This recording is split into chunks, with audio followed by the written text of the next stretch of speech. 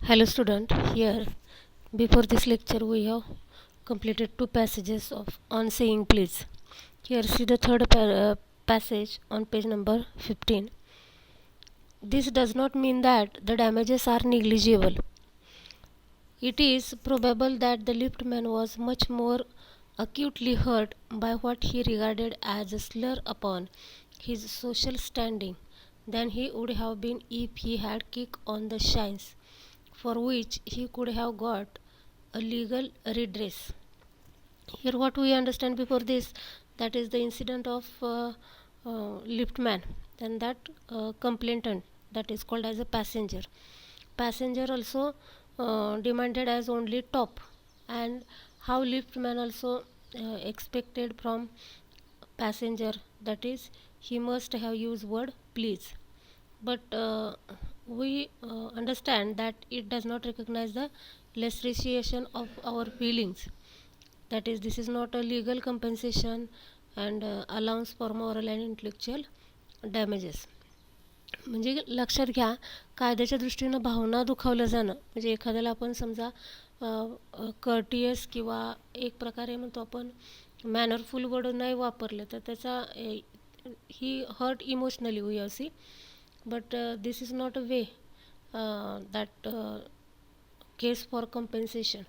म्हणजे हा नुकसान भरपाईचा खटला होऊ शकत नाही, कारण का नैतिक आणि बौद्धिक हानीची भरपाई मिळत नाही लिगली होई असे.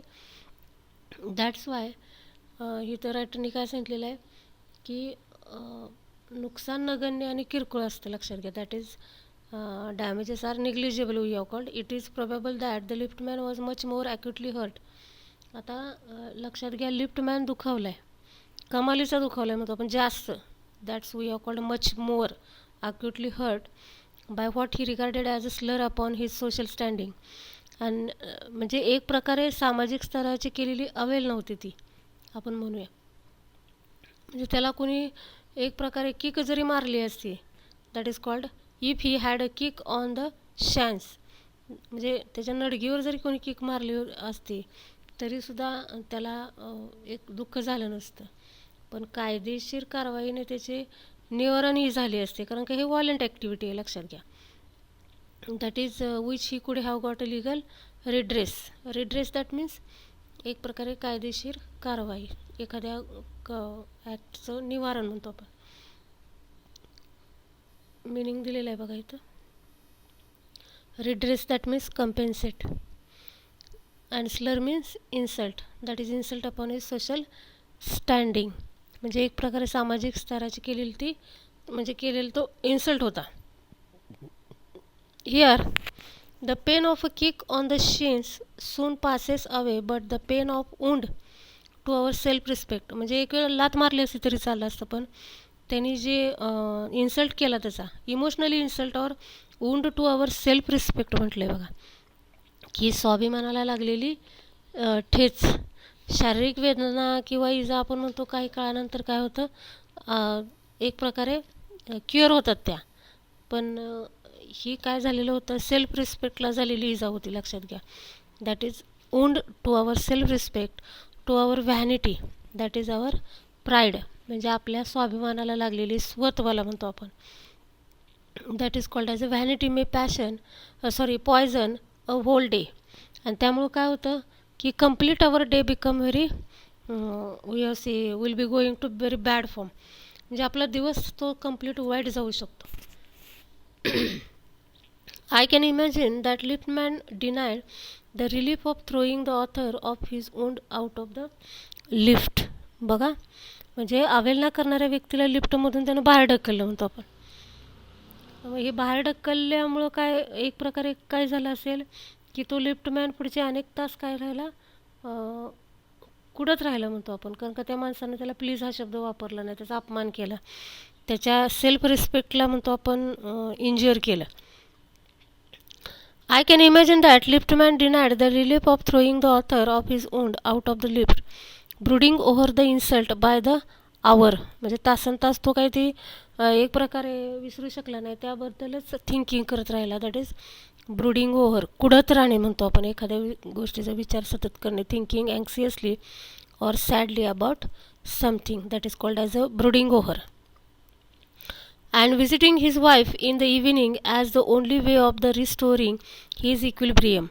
Equilibrium, that means we have called balancing something, we have see mentally balancing, म्हणजे एक प्रकारे मानसिक संतुलन परत मिळवण्याचा मार्ग म्हणतो आपण.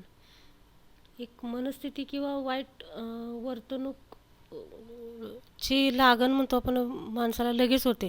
फॉर एक्झाम्पल, त्याने जो वर्ड वापरला तो वर्ड का वापरला असेल, त्याने थोडं पुढं एक प्रकारे प्रेडिक्टेशन केलेलं आहे बघा. For evening as the only way of restoring equilibrium, for there are few things more catching than bad temper and bad manners. बघा, म्हणजे एक प्रकारे वाईट मनस्थिती किंवा वाईट वर्तणूक हे सहजपणे क्रिएट होत असतं, लक्षात घ्या. That is few things more catching this act when sir Anthony Absolute bullied captain Absolute. बघा, दॅट इज अँटनी किंवा अँथनी ॲब्सोल्यूट यांनी कुणाचा अपमान केला किंवा threatened something we have called, एक प्रकारे वाईट शब्द वापरले, धमकावले, threatened we have called. That is bullied captain Absolute. The latter went out the bullied his man fag. बघा, आता हे अपमान केल्यामुळं पुढं त्या माणसानं काय केलं, कॅप्टननी त्या फॅगला जाऊन काय केलं, धमकावलं, थ्रिएटन्ड और bullied. The latter went out and bullied his man fag, whereupon fag went out downstairs and kicked the page boy. What happened we असे. आता फॅगला त्यानं धमकावलं कॅप्टननी म्हटल्यावर फॅगनी पुढं जाऊन काय केलं, एका तरुण नोकराला काय केली, लात मारली. बघा, बॅड ॲक्टिव्हिटी कशा पद्धतीनं म्हणतो आपण, something we have called more catching. Probably the man who said top to the lift man.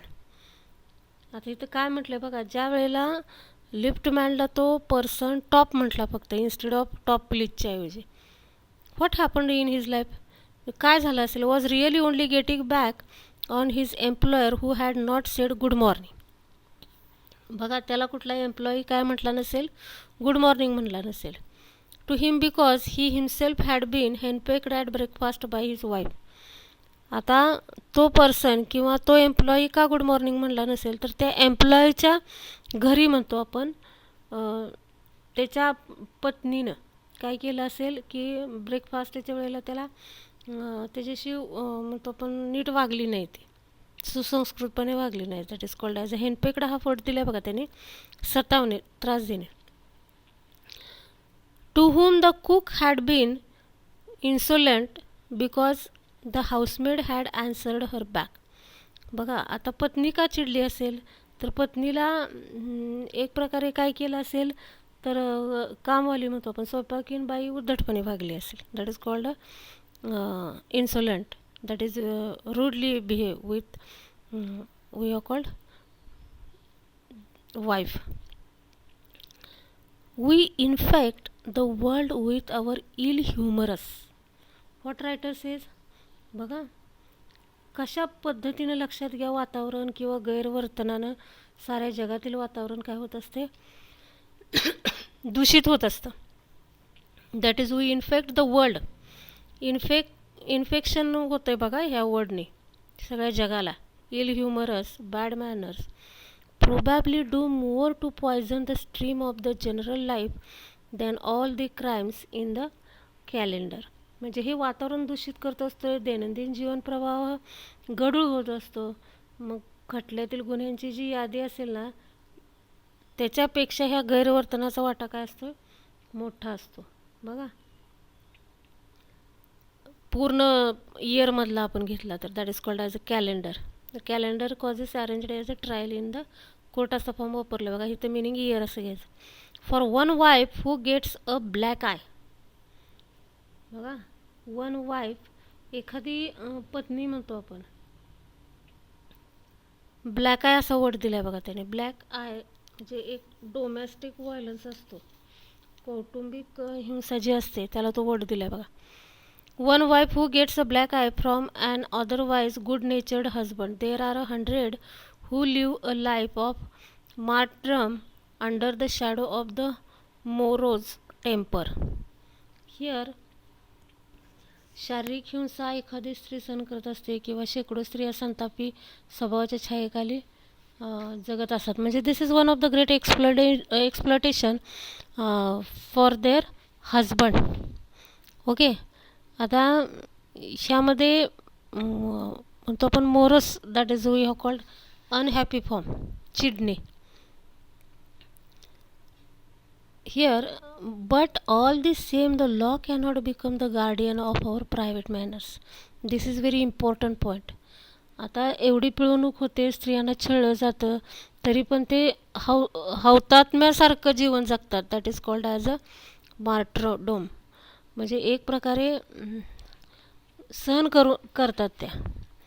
आणि अशा पद्धतीने हे डोमॅस्टिक व्हायलन्स जे आहे, हे डोमॅस्टिक व्हायलन्सवर कुठल्याही पद्धतीचा, लक्षात घ्या, लॉ इंटरफिअर करू शकत नाही किंवा गार्डियन नाही म्हणतो आपण, की एक प्रकारे खाजगी आयुष्यात शिष्टाचाराचा किंवा सभ्यतेचं संरक्षण कायदा होऊ शकत नाही थोडक्यामध्ये. No Decalogue could cover the vast area of offenses. Decalogue that means धर्मग्रंथ असं म्हटलं आहे बघा, 10 commandments. And no court could administer a law which governed our social civilities, our speech, the tilt of our eyebrows and all our moods and manners. बघा, म्हणजे अशा वेगवेगळ्या अपराधी गोष्टी आहेत, त्याला न्यायालय किंवा आपली संस्कृती किंवा ह्या शिष्टाचारावर नियंत्रण ठेवणं थोडक्यामध्ये वी कॉल. म्हणजे हे काही म्हणतो आपण कायदा करू शकत नाही किंवा कायदाही अंमलात आणू शकत नाही. बट तो we are bound to endorse the verdict. Here bound to the endorse, see the meaning.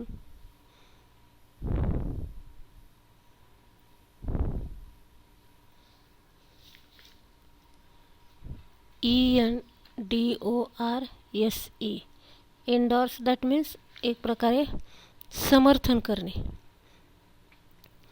And verdict, that is judge against the lift man